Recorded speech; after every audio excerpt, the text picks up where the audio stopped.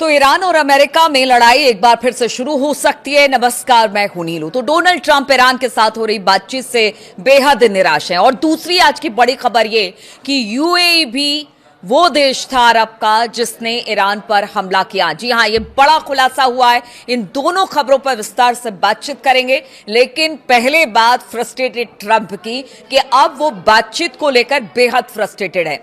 जी हां, उन्होंने जो बातें कही हैं उस बात को आपको बताते हैं। अमेरिकी आर्मी को बड़े पैमाने पर हमले का आदेश देने पर अब ट्रंप विचार कर रहे हैं और उनका कहना है कि अब वो इरिटेट हो चुके हैं। जो बातचीत चल रही थी वो बातचीत नहीं बन पा रही, इसलिए उनको लगता है कि अंतिम विकल्प अब हमला करना ही ईरान पर रह गया है। सीएनएन ने अपनी एक रिपोर्ट में दावा किया कि ट्रंप मौजूदा स्थिति से पूरी तरह से उकता चुके हैं। उनको लग रहा है कि सैन्य हमलों के जरिए ईरान को डील करने पर मजबूर किया जा सकता है। यानी अब कोई विकल्प ट्रंप को लगता है कि नहीं बचा है। बातचीत से टाइम पास हो रहा है, वो इरिटेट हो रहे हैं और ऐसे में वो कह रहे हैं कि अब हमला किया जाए ईरान पर, इसके अलावा कोई विकल्प नहीं है, क्योंकि ईरान है कि वो उनकी मांगे मानने को तैयार नहीं है। अगर कल बगाई की बात की जाए, उन्होंने जिस तरह से बातें कही थी कि हमारी मांगों को मान लीजिए, हमने कोई बेजा बातें नहीं वहां पर रखी हैं, शर्तें नहीं रखी है जिसे अमेरिका नहीं मान सकता है, इसलिए ईरान ने तो नकार दिया है अमेरिका की बातों को। और अब अमेरिका ने कहा है कि ऐसे में हमारे पास और कोई विकल्प नहीं है, तो हमला होगा। अब देखिए, लड़ाई शुरू करने की अब ट्रंप सोच रहे हैं। नेतन्याहू से भी बातचीत उनकी हो चुकी है और बताया जा रहा है कि कभी भी 24 से 48 घंटे में कोई बड़ा हमला ईरान पर हो सकता है।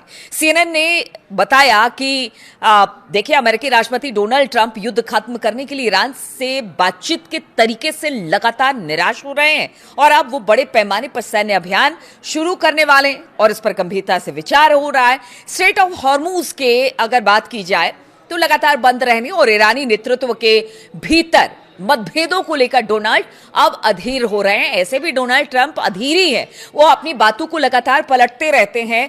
हर रोज एक नया कह लीजिए कि बयान दे देते हैं। सुबह कुछ, दोपहर कुछ, शाम कुछ, रात होते होते कुछ और बयान दे देते हैं। और अब जिस तरह से हर बात को ईरान ने नकारा है, उनकी हर बात को मानने से इनकार कर दिया है, अब ऐसे में तो डोनाल्ड ट्रंप का अधीर होना बनता ही है। अगर सीएनएन की रिपोर्ट की माने तो कहा यह जा रहा है कि ईरान के साथ चीजों को कैसे आगे बढ़ाना है, इस पर ट्रंप प्रशासन के भीतर भी मतभेद है। यानी अब ट्रंप को लग रहा है कि यहां पर हमला किया जाए, लेकिन जो ट्रंप प्रशासन है वो नहीं चाहता, वो दो धड़ों में बटा हुआ है। उनका मानना है कि नहीं, अभी बातचीत जारी रखे, और एक धड़े के मानना है कि नहीं, अब युद्ध की स्थिति बन रही है, अब युद्ध ही इसका विकल्प है। अमेरिकी अधिकारियों को लगता है कि ईरान ईमानदारी से बातचीत नहीं कर रहा है। ऐसे में कुछ अधिकारी अधिक आक्रामक रुख, यानी कि एक बड़ा हमला करने की बात डोनाल्ड ट्रंप को कह रहे हैं कि आप अब हमला कर दीजिए, और सैन्य हमला करने पर उनको जोरदार चोट पहुंचेगी, जैसे वो हमारी बात मान लेंगे। लेकिन कुछ अधिकारी ट्रंप के कह रहे हैं, उनका तर्क है कि कूटनीतिक प्रयास यानी बातचीत, टॉक जारी रखना चाहिए। ईरान के खिलाफ युद्ध में संयुक्त अरब अमीरात, यूएई ने अमेरिका का साथ दिया। दूसरी बड़ी खबर हम आपको बता रहे हैं, ये बड़ी खबर है। देखिए, पीछे ये कहा जा रहा था कि जो यूएई है उस पर आखिर ईरान इतने हमले क्यों कर रहा है।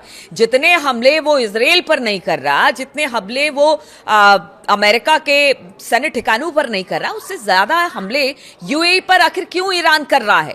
तो शायद ईरान को पता था कि यूएई वो ऐसा एक देश है जो उसको लगातार टारगेट कर रहा है। अमेरिका और इजराइल की सैन्य मदद कर रहा है। संयुक्त अरब अमीरात ने ईरान पर सैन्य हमले किए। ये तब किया गया है जब ईरान पर अमेरिका और इजराइल के हमले हो रहे थे, और इसी की आड़ में यूएई ने भी हमला कर दिया ईरान पर। हालांकि यूएई ने अभी तक सार्वजनिक रूप से ईरान पर हमले करने की बात को अस्वीकार किया, यानी स्वीकार नहीं किया है। यूएई ने अप्रैल में लवान द्वीप पर ईरान की तेल रिफाइनरी पर भीषण अटैक किया।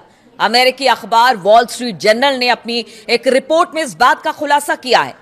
वॉल स्ट्रीट जर्नल ने सोमवार को इस मामले में परिचित अफसरों के हवाले से बताया कि संयुक्त अरब अमीरात ने ईरान पर सैन्य हमले किए। इस रिपोर्ट से यूएई और ईरान के बीच तनाव और ज्यादा बढ़ सकता है। पहले ही आप देखिए कि 500 से ज्यादा हमले ईरान ने किए। शायद ईरान को पता था कि वो उसके साथ रहने की, यानी ईरान के साथ रहने की बात करता है, लेकिन कहीं ना कहीं ईरान की पीठ में छुरा भोंकने का काम कर रहा है। इसलिए हमले लगातार जबरदस्त तरीके से ईरान ने यूएई पर किए। और अब जब रिपोर्ट आ गई है तो बताया जा रहा है कि हो सकता है अब ईरान और यूएई के बीच तल्खी और ज्यादा बढ़ जाए। ये रिपोर्ट ईरान के उन आरोपों को ताकत देती है जिनमें बार बार कहा गया कि यूएई की जमीन का इस्तेमाल उनके खिलाफ हो रहा है। ईरान ने यूएई को इजराइल का प्रॉक्सी कहा है। आप देखिए, बड़ी बात है।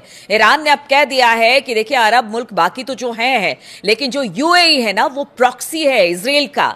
और अब ये पूरी तरह से साफ हो गया। अगर रिपोर्ट की बात की जाए तो रिपोर्ट के अनुसार संयुक्त अरब अमीरात यानी यूएई के ईरान पर सैन्य हमलों का खुलासा होने से वो युद्ध में अमेरिका और इजराइल गठबंधन के साथ शामिल होने वाला एकमात्र देश बन गया है। रिपोर्ट में कहा गया है कि उस समय ईरान ने स्वीकार किया था कि किसी अज्ञात दुश्मन ने उसकी जमीन पर हमला किया। हमले के बाद ईरान ने यूएई और कुवैत पर मिसाइलों और ड्रोन से हमला किया। लोग पूछते रहे कि आखिर ये हमला अरब देशों पर क्यों किया जा रहा है, जबकि ईरान की दुश्मनी इजराइल और अमेरिका से है। अब यह पता चलता है कि ईरान के अफसरों को यह पता था कि यूएई से उसको निशाना बनाया जा रहा है। लवान द्वीप पर यह हमला एकमात्र ऐसा एक उदाहरण है जिससे पता चलता है कि यूएई ने युद्ध में सक्रिय रूप से भाग लिया और ईरान के खिलाफ जबरदस्त तरीके से हमला किया, अमेरिका और इजराइल के साथ मिलकर। तो अब देखना होगा कि जब यह बड़ा खुलासा यूएई को लेकर हुआ है कि उसने ईरान पर हमला किया, अमेरिका और इजराइल का साथ दिया, ईरान का रुख क्या रहता है। और इधर डोनाल्ड ट्रंप जो बिल्कुल फ्रस्ट्रेट हो चुके हैं, वो कह रहे हैं अब युद्ध ही इसका विकल्प है। लेकिन ईरान कह चुका है हमला करिए, हमले का जवाब भी बड़ा होगा। तो क्या ये जो 2.0 हमला है अमेरिका का ईरान पर या ईरान का अमेरिका पर, यह बड़ा हमला होगा? क्या इसके लिए अब तैयार रहना पड़ेगा? ये बड़ा सवाल है। तमाम अपडेट्स लेकर मैं आती रहूंगी। फिलहाल बहुत बहुत शुक्रिया मेरे साथ इस वीडियो में शामिल होने के लिए।